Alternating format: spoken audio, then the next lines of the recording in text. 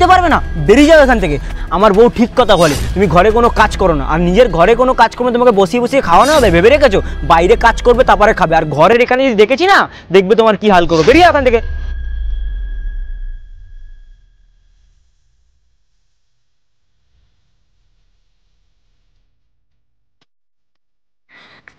শুভ, তুমি আমার কথাটা শোনো।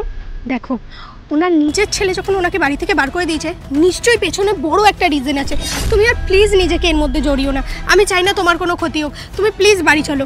অনেক হয়ে গেছে কুসুম, যখন তুমি কিছু জানো না শোনো না, একদম ফালতু কথা বলবে না। তুমি জানো উনি আমার জন্য কি করেছেন? আজকে এই দামি দামি জামা কাপড় পরছো, দামি দামি ফোন ইউজ করছো, দামি দামি গাড়িতে ঘুরে বেড়াচ্ছো, সব ওনার জন্য। আজকে যদি উনি না থাকতো এসব কিছুই হতো না।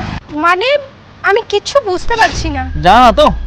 তাহলে বলি শোনো, একটা সময় পড়াশোনা শেষ করার পর যখন চাকরির জন্য চারিদিকে ঘুরে বেড়াচ্ছি, পকেটে 10টা টাকা নেই, তখন এই মা আমাকে ডেকে বলে যে বাবা তোকে চাকরি করতে হবে না, তুই ব্যবসা কর।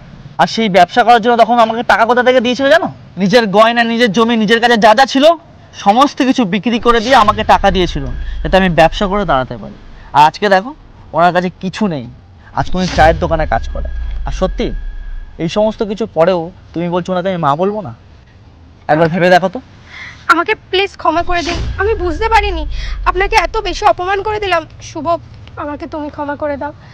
আজ থেকে আপনি আমাদের সাথে থাকবেন, আমাদের বাড়িতে। আপনাকে আর এই দোকানে কাজ করতে হবে না। চলুন আপনি। আরে চলো মা, চলো চলো চলুন।